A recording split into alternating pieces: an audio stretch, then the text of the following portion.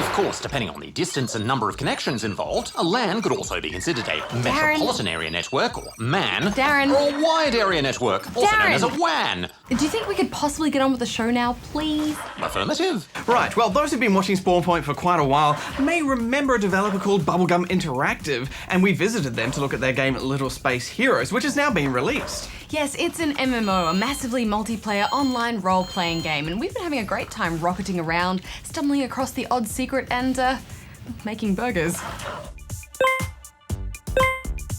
There is a story to follow in Little Space Heroes. You start out as a cadet and the game guides you through building up your character to ready you for space. Whether you follow this story is up to you, but soon after, you can explore the outer reaches of the galaxy. Like other MMOs, the more time you put in, the more you will get out of it. And this game actually gives you quite a lot to do, even in the free version. But I couldn't help but notice how quiet it was. There were some times where I hardly encountered anyone at all. I wanted to start a band and I only got one taker. When I rock out, I want to rock out with buddies. It is quiet, but hopefully that'll change when more gamers discover this.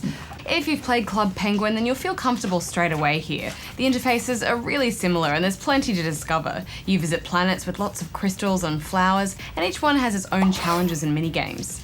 I also noticed that some areas hadn't even opened up yet, so this is a universe that will keep going.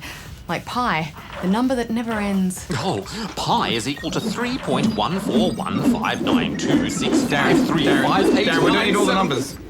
Because pi is an irrational number, its decimal representation never ends and does not repeat.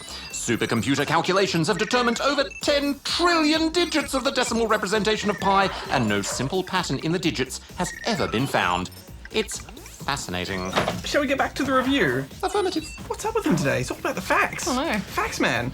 Anyway, there are some activities in this MMO that sadly aren't that much fun. I liked flying around in star jets and meeting friends, but I think even the youngest of gamers will find some of the games a bit too simple. Moving the mouse left and right to collect gems or pressing the spacebar gets old, and you have to do some of these puzzles hundreds and hundreds of times to earn a badge. I preferred Moshi Monsters and Club Penguin a bit more.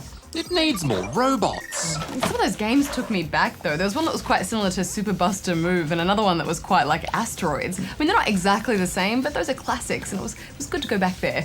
I also found myself enjoying the odder moments. I was cooking burgers and just wanted to keep them coming. I'm sure there wasn't a lot to it, but I still enjoyed it. Although, maybe I was just hungry. Back in 1997 in Japan, the game Burger Burger won a cult following. It was a burger-making sim.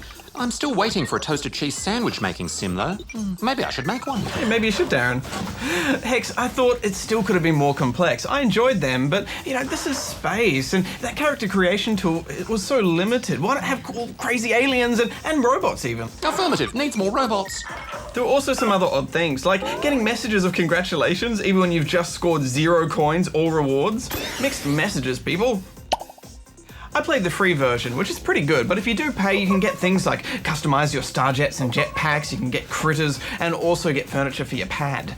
Well, we should wrap this up, Badge. Will I see you in space? Probably, at least a little bit. I think because this is a Flash game, there is limitations on what it can do, but that also means it'll run on a whole range of computers. I'm giving it 6.5 out of 10 rubber chickens. Well, this is a game with lots of clicking, so it's quite easy to lose yourself in it, and it's also very safe, which is important in all online games. I'm giving it 7.5 out of 10 rubber chickens.